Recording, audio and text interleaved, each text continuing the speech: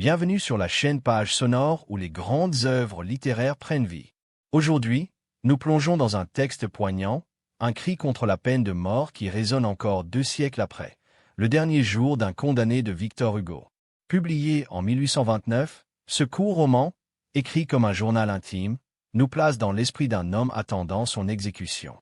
Pas de nom, pas de crime détaillé, juste une voix humaine face à l'horreur de la guillotine. Si vous êtes prêt à vivre une expérience littéraire qui secoue le cœur et l'âme, restez avec nous. Et si vous aimez explorer des récits qui interrogent la justice et l'humanité, abonnez-vous et activez la cloche pour ne rien manquer. Nous sommes dans une cellule froide et humide de la prison de Bicêtre, à Paris, sous la Restauration, vers 1828. Un homme, dont nous ne connaîtrons jamais le nom, griffonne ses pensées sur des bouts de papier. Il est jeune, cultivé, peut-être issu d'un milieu aisé, mais il est condamné à mort. Crime de fils? Il ne le précise pas, ou à peine, laissant entendre un acte grave, peut-être un meurtre, commis dans un moment d'égarement. Ce mystère, voulu par Hugo, nous force à nous concentrer non sur le passé, mais sur l'horreur du présent. Cet homme va mourir, et il le sait. Depuis 5 semaines, il attend dans l'ombre, enchaîné, hanté par l'idée de la guillotine, qu'il appelle la machine ou la veuve. Ses pensées, fiévreuses, passent de la révolte à la résignation, de l'espoir au désespoir, dans un journal qui devient son seul refuge. La cellule est un cachot étroit, aux murs suintants, éclairé par une lucarne minuscule. Les bruits de la prison, les chaînes qui cliquent, les pas des gardiens, les cris des autres détenus, rythment ses journées. Le condamné décrit son environnement avec une précision presque obsessionnelle. Les inscriptions gravées sur les murs par d'anciens prisonniers, les rats qui courent la nuit, la paille humide où il dort. Ces détails, triviaux en apparence, deviennent oppressants, comme si chaque sensation amplifiait son angoisse. Il note aussi les visites des gardiens, des hommes bourrus mais parfois humains, qui lui apportent du pain noir et de l'eau. L'un d'eux, un vieux geôlier, lui parle avec une gentillesse maladroite, mais cela ne fait qu'accentuer son sentiment d'isolement. Pour eux, il est déjà un mort en sursis. Le condamné revient sans cesse à son procès, un souvenir qui le hante. Il se revoit dans la salle d'audience, face à des juges en robe rouge, impassibles, et à une foule curieuse, venue assister au spectacle. Il se souvient de son avocat, qui plaidait sans conviction, et des murmures du public, avide de détails sordides. Le verdict, mort, a retenti comme un coup de foudre. Il décrit l'instant où il a compris. Un bourdonnement dans ses oreilles, un froid glacial dans ses veines. Il a tenté de se révolter, criant son innocence ou sa jeunesse, mais ses mots se sont perdus dans l'indifférence. Depuis, il vit avec cette sentence, un poids qui l'écrase à chaque instant. Il s'interroge, pourquoi lui? Pourquoi cette punition, alors que d'autres vivent libres? Ces questions, sans réponse, le torturent. Un souvenir le ramène à sa vie d'avant. Il évoque sa mère, une femme douce qu'il imagine pleurant seule, et sa petite fille, Marie, âgée de 3 ans, qu'il chérit plus que tout. Il revoit une visite récente à Bicêtre. Marie, accompagnée de sa grand-mère, est venue le voir. L'enfant, ne comprenant pas la gravité, riait et jouait avec ses chaînes, l'appelant « papa ». Ce moment, à la fois tendre et déchirant, a brisé le condamné. Il s'est juré de ne plus la revoir, pour lui épargner la douleur d'un adieu. Pourtant, l'image de Marie, avec ses boucles blondes et son sourire innocent, le hante.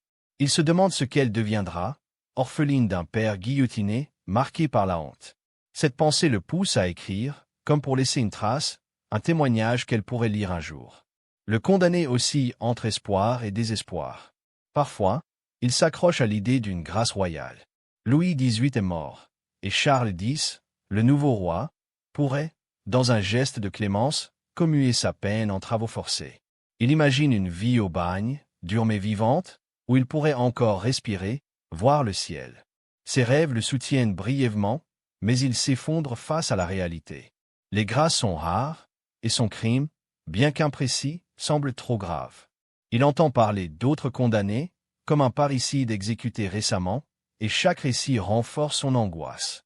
La guillotine, qu'il n'a jamais vue mais qu'il imagine sans cesse, devient une obsession. Il décrit ses cauchemars, une lame qui tombe, un panier où roule sa tête, une foule qui applaudit. Ces visions le réveillent en sursaut, trempé de sueur. Un événement trouble son attente. On l'emmène à l'infirmerie de Bicêtre pour un contrôle médical, une formalité avant l'exécution. Là, il croise d'autres prisonniers, des voleurs, des assassins, dont on ne parle pas un jeune homme, presque un enfant, qui plaisante avec insouciance. Cette légèreté, face à la mort, le bouleverse. Il rencontre aussi un prêtre, venu lui offrir le réconfort de la religion. Le condamné, sceptique, écoute poliment mais refuse la confession. Il ne rejette pas Dieu, mais il ne trouve aucun sens dans ses paroles rituelles. Ce qu'il veut, c'est vivre, pas se préparer à mourir. De retour dans sa cellule, il note ses rencontres, comme pour conjurer sa solitude. Il écrit aussi sur la société, qu'il accuse d'hypocrisie. Elle tue au nom de la justice, mais ferme les yeux sur la misère qui pousse au crime. Les heures s'étirent, interminables. Le condamné compte les jours, les minutes, sentant la mort approcher. Il apprend que son exécution est fixée au lendemain, place de Grève, devant l'hôtel de ville. Cette nouvelle le foudroie. Il griffonne plus vite, comme si ses mots pouvaient retarder l'inévitable. Il s'adresse à nous, lecteurs, nous implorant de réfléchir. La peine de mort est-elle juste? N'est-elle pas une vengeance déguisée en justice? Ces questions, posées avec une urgence désespérée, font de son journal un plaidoyer universel. Le condamné, enfermé dans sa cellule de Bicêtre, sent le temps se rétrécir comme un étau.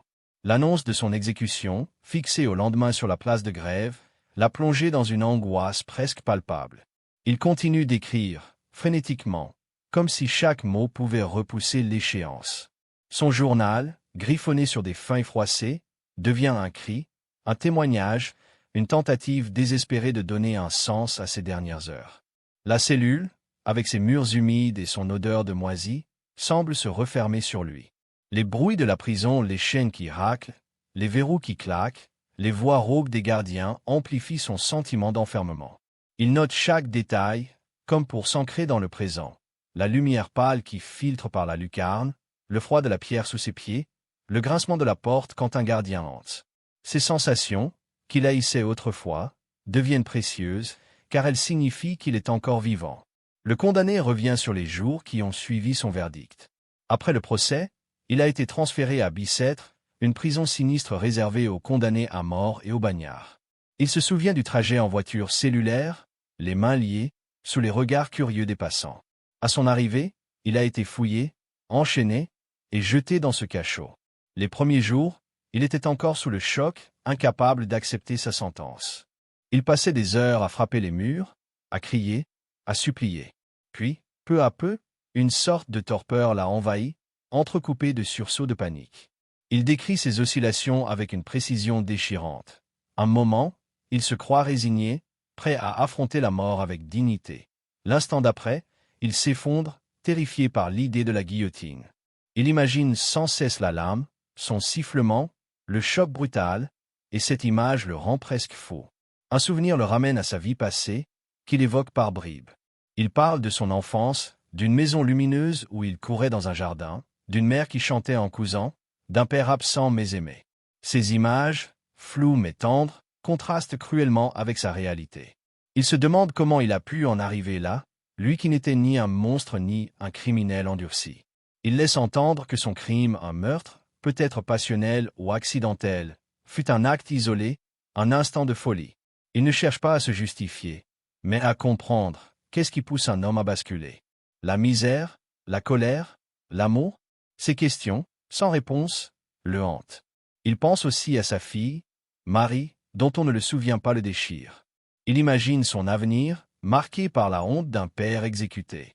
Il écrit pour elle, espérant qu'un jour, ces mots lui parviendront, comme une lettre d'amour posthume. Une visite interrompt ses pensées. Un huissier vient lui lire les formalités de son transfert imminent vers la conciergerie, la prison parisienne où les condamnés passent leur dernière nuit avant l'exécution. Cette annonce le fige d'horreur. La conciergerie, c'est l'antichambre de la guillotine, le lieu où Marie-Antoinette et tant d'autres ont attendu la mort. Il supplie l'huissier de le laisser à Bicêtre, mais l'homme, impassible, s'en va. Peu après, un autre gardien entre, portant une soupe froide et un morceau de pain. Le condamné, incapable d'avaler, fixe son repas, se demandant pourquoi on nourrit un homme qui ne vivra plus demain. Ce paradoxe le frappe. La société, qui le condamne, continue de lui accorder des gestes d'humanité, comme si elle voulait se donner bonne conscience. Le condamné observe les gardiens avec un mélange de curiosité et de rancune. Certains sont brutaux, comme celui qui ricane en lui passant les fers, mais d'autres, plus âgés, montrent une compassion discrète. L'un d'eux, un homme aux cheveux gris, lui glisse une cigarette, un geste interdit mais humain. Le condamné, ému, fume en silence, savourant chaque bouffée comme un trésor. Ce moment de répit lui rappelle la vie dehors, les cafés de Paris, les rires des passants, le soleil sur les quais de la Seine. Il se revoit flânant sur les boulevards, insouciant, amoureux peut-être, et ses souvenirs le poignardent. Il s'interroge, pourquoi la société, si prompte à juger, ne prévient-elle pas les crimes? Pourquoi laisse-t-elle des hommes sombrer dans la misère ou la passion avant de les punir?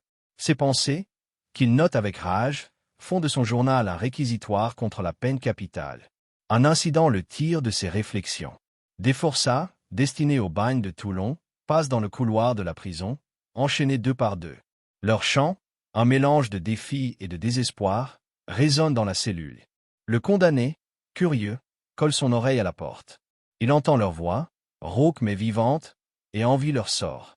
Le bagne, c'est la souffrance, mais c'est aussi la vie, la mer, le soleil, l'espoir d'une évasion. Lui, en revanche, n'a plus d'avenir. Cette pensée le pousse à écrire sur la peine de mort, qu'il compare à un meurtre légal. Il décrit la guillotine comme une machine barbare, héritée du Moyen Âge, indigne d'une société qui se prétend civilisée.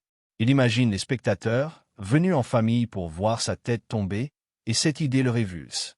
Il accuse la foule, les juges, les bourreaux, mais aussi lui-même, incapable de changer son destin. Une nouvelle visite aggrave son tourment. Un architecte, chargé de vérifier la solidité des cachots, entre dans sa cellule.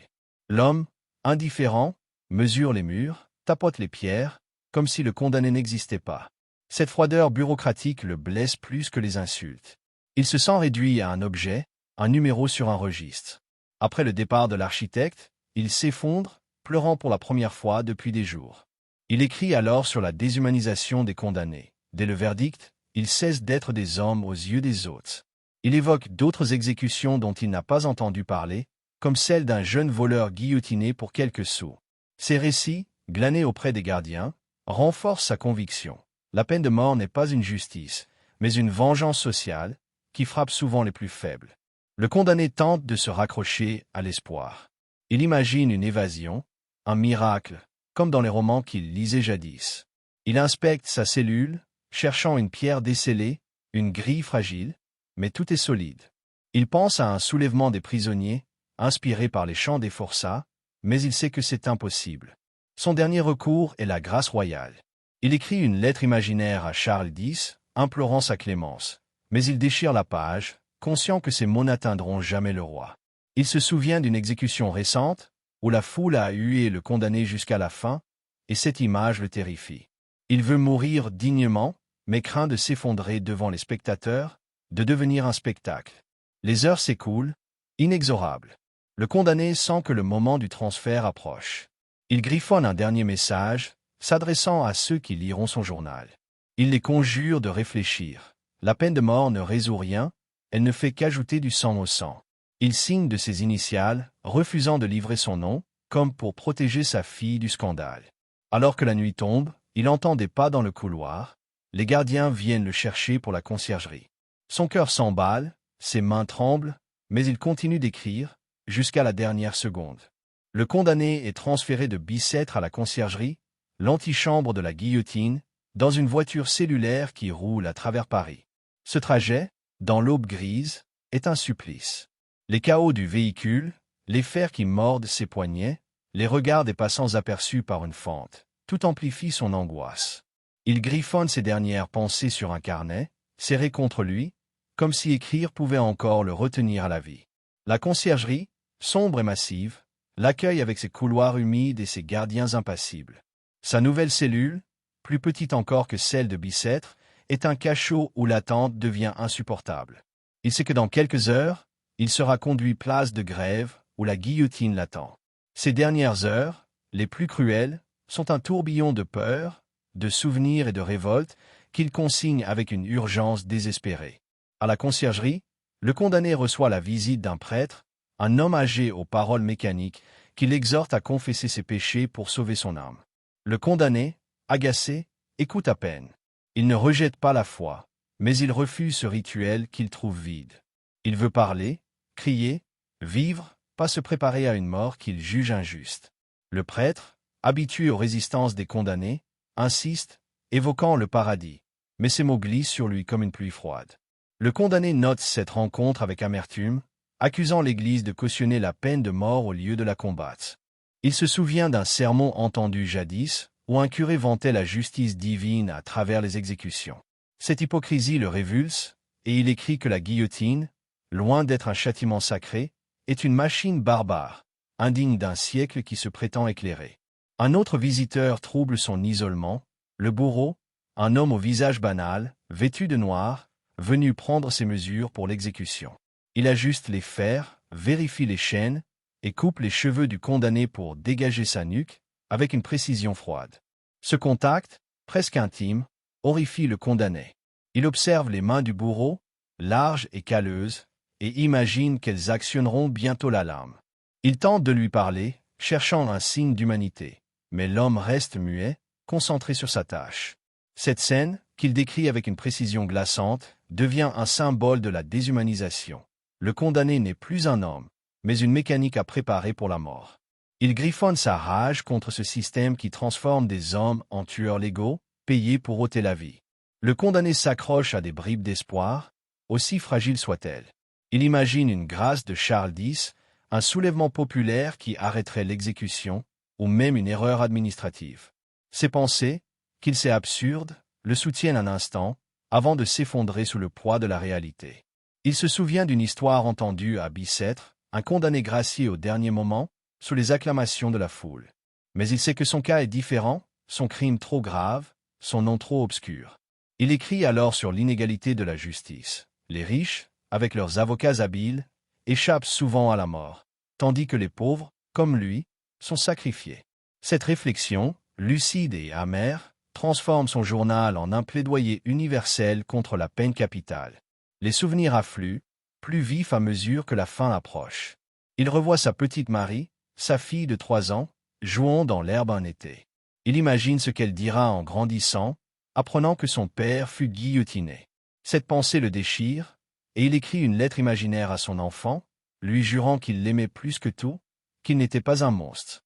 Il évoque aussi sa mère, qu'il n'a pas revue depuis le procès, et son frère, peut-être mort ou disparu.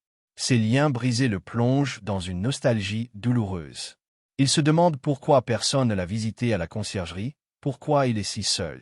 Il conclut que la société, en le condamnant, l'a coupé de tous, comme un pestiféré. Un bruit le tire de ses pensées. Des charpentiers dressent l'échafaud sur la place de Grève, à quelques pas de la prison. Les coups de marteau, réguliers et sinistres, résonnent dans sa cellule. Il imagine la guillotine, ses planches neuves, sa lame affûtée. Et cette vision le fait trembler. Il se rappelle avoir vu, enfant, une exécution publique, la foule hurlante, le condamné blême, la tête tombant dans un panier. À l'époque, il avait trouvé cela excitant, comme un spectacle. Aujourd'hui, il comprend l'horreur de ce théâtre morbide. Il écrit sur la foule, qu'il accuse de barbarie. Des familles viennent piquent, des enfants rient, des marchands vendent des friandises, tandis qu'un homme perd la vie.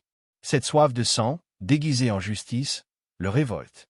Le condamné reçoit une dernière visite, un greffier, qui lui lit l'ordre d'exécution. Les mots officiels, au nom du peuple français, sonnent comme une moquerie. Il tente de protester, mais sa voix se brise. Le greffier, pressé, s'en va, laissant un silence écrasant. Le condamné, seul, s'effondre sur sa paillasse. Il griffonne ses dernières pensées, un mélange de peur, de colère et d'amour. Il s'adresse à nous, lecteurs, nous implorant d'abolir la peine de mort. Il argue qu'elle ne dissuade pas le crime, qu'elle n'apporte ni justice ni réparation, qu'elle ne fait qu'ajouter de la souffrance. Il cite des exemples, des innocents exécutés par erreur, des criminels repentis qui auraient pu racheter leur faute. Ces arguments, portés par une plume fiévreuse, font de son journal un manifeste intemporel. L'heure approche. Les gardiens entrent, lui passent une chemise blanche et des chaussures neuves, comme pour un mariage macabre. Il lui lie les mains, et il sent ses jambes fléchir. On le conduit dans une cour, où une charrette l'attend, entourée de soldats. La foule, déjà massée place de grève, hurle à son arrivée. Il monte dans la charrette, encadré par le prêtre et le bourreau. Le trajet, à travers les rues pavées, est un calvaire. Les visages des spectateurs, curieux, moqueurs, compatissants, se brouillent dans ses yeux. Il aperçoit des enfants juchés sur les épaules de leur père, des femmes qui pointent du doigt, des vendeurs criant leur gâteau. Il cherche un regard ami, mais ne trouve que l'indifférence. Arrivé sur l'échafaud, il vacille. La guillotine, dressée comme un monstre de bois et d'acier, domine la place. La lame brille sous le soleil pâle. Le bourreau le saisit, le prêtre murmure une prière, et la foule retient son souffle. Le condamné, dans un ultime sursaut, veut crier quelque chose, un pardon, une révolte, un adieu à Marie, mais sa voix s'étrangle. Il sent qu'on le pousse, que son cou touche le bois froid. La lame siffle, et tout s'arrête. Le journal s'interrompt brutalement, laissant un silence assourdissant. Hugo ne décrit pas la mort, mais son absence, son vide, est plus puissante que n'importe quelle scène. Ce silence nous force à imaginer, à ressentir, à juger. Le dernier jour d'un condamné est un cri d'humanité, un texte qui nous oblige à regarder la peine de mort dans les yeux. Si cette plongée dans l'âme d'un homme vous a ému, abonnez-vous à la chaîne pour découvrir d'autres récits qui bouleversent. Laissez un pouce bleu et partagez en commentaire.